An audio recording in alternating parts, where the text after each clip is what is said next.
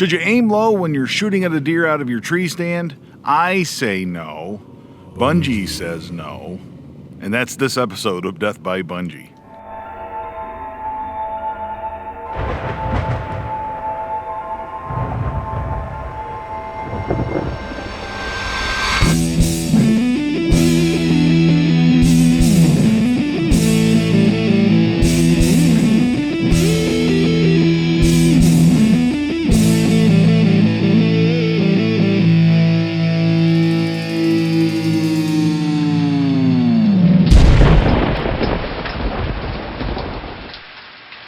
Well, I'm wrapping up the last day of the Pennsylvania crossbow season. It has been a great morning, let me tell you what. Saw a lot of deer activity this morning. Only got 2 doe tags left here for Pennsylvania, as you may know. 2 weeks ago to the day, I shot a really nice buck here in northeastern Pennsylvania. Very happy with that. But this morning, a really nice buck came in. He's all rutted up. You can tell he's swollen up. Big, thick body came up through here. Really nice deer. Great rack. Real heavy rack. Looked like it might be a 3-year-old deer.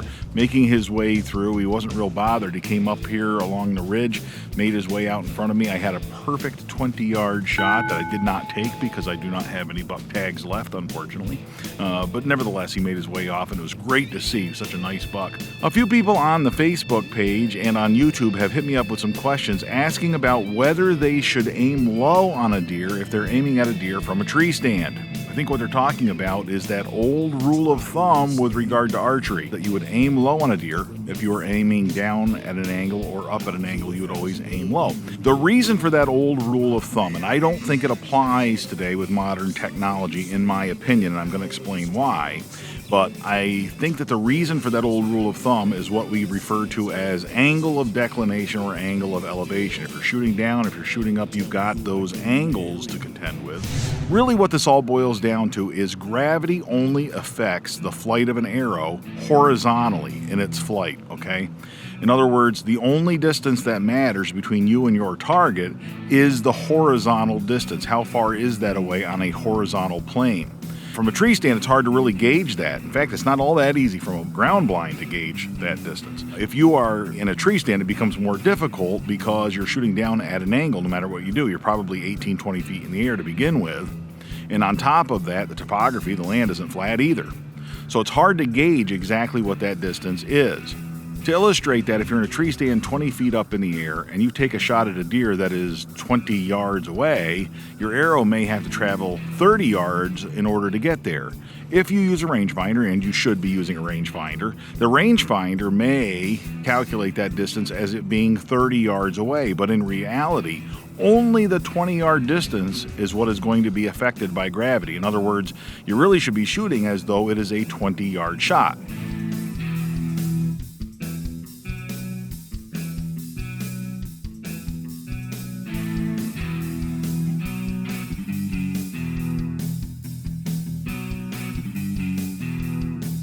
Now, before we had rangefinders, people would therefore just assume they would aim low. In other words, if they aimed a little bit low on the deer, that would be compensating for that 20-yard shot, that 10-yard difference. But I don't think with today's modern equipment we need to do that. I don't think we need to, in this day and age, sort of pretend when we're aiming. I think we should set ourselves up for success by aiming precisely where we want the arrow to go and using technology, and by that I mean the rangefinder, to tell us exactly which reticle to use, exactly how far away that target is in terms of its horizontal distance. Now, you could go so far as to try and calculate all those distances mathematically. If you wanted to, I suppose you could do that. I don't like math. That's why I hunt. If I wanted to do math, I would stay home and do that. But I don't like to do math. So I get a rangefinder. The rangefinder does all the math for you. It's got a little calculator built in. This rangefinder from Bushnell, or any competent rangefinder in this day and age, I believe, will calculate the angle of declination or angle of elevation for you. In other words, it will calculate what it calls a shoot as distance. And in the end, that's all I care about, is that shoot as distance. That's what I use when I take a shot, when I decide where I'm going to shoot. It gets difficult in a spot like this because here I am in a tree stand 20 feet in the air. The ground is not level here. I'm on what I call the ridge. Off to my left, it drops off 20, 30 feet down into the creek area, the creek bed. If I look out here 40 yards in front of me, it's almost at eye level because the ground has gone up so far. But down here in front of me, obviously, the closer you get to the tree stand, the steeper it is. So if a deer were closer, I'd be taking a much shorter shot. Over to my right, up here, if you look, I have the ridge staging food plot in clover. It looks great. It's got the hunting blind in there. Please don't comment on how awful that hunting blind looks and how conspicuous it looks. I know I don't do a good job of brushing in hunting blinds. Every year I go and I brush in these blinds and I get done and I think, oh, that looks awesome. It'll really fool all the deer. And then the leaves fall off the trees, the brush settles, and then I look at it and it sticks out like a sore thumb. So I'm aware that I need to work on that as a skill.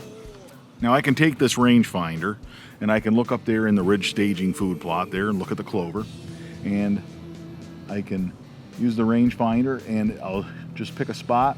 It tells me that that spot that I shot at was 20.4 yards away, a -9 degree angle of declination, but it shoots as 20 yards. Now it's 20.4 yards, but it shoots as 20. In other words, I would use the 20-yard reticle.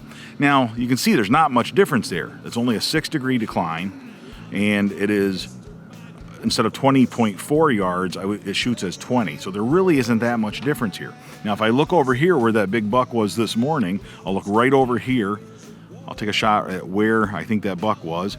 It's telling me he was at 19.8 yards, 13 degrees, -13 degrees, so a -13 degrees is angle of declination, 13 degrees below me, but at 19.8 yards, that's the distance from me to that spot. However, it shoots like 19 yards. Either way, it's still the 20-yard reticle on my scope. Now, the difference, obviously, if I go right here, if I go right up close, a real steep angle, that's 8.6 yards from me, but it's only 4 yards. It shoots as 4 yards because it's so close, right? And that angle was -41 degrees angle of declination. So it goes down. I'm actually looking down 41 degrees. It's actually 8.6 yards away from me to the ground right over here, but it's only 4 yards away from me horizontally. All that sounds accurate to me. Now there it would make a big difference. Generally speaking, you can see by looking around here, the shoot as difference really is not that much different. For that reason, and because the rangefinder tells me the shoot as distance, I go by the shoot as distance, and I do not aim low when I'm aiming out of a tree stand. I urge you to sort of adopt a similar method. Accuracy is everything. I've said that from the beginning. I've said it in a number of videos, but I really believe that. Try to eliminate as many possibles for inaccurate shots, and you'll end up with good, accurate shots. I prefer to always aim exactly where I want that arrow to go, instead of playing games and pretending that I'm aiming a little bit, that I'm aiming at that spot, but really I'm aiming low because I think it's going to go higher. I want to aim exactly where I want the arrow to go, and I expect that arrow to go exactly where I'm aiming. If not, there's something's got to be fixed. But that's what you're working to do, okay? Set yourself up for success. Try and aim exactly where you want the arrow to go, and get the equipment necessary to make that arrow go exactly where you need it to go.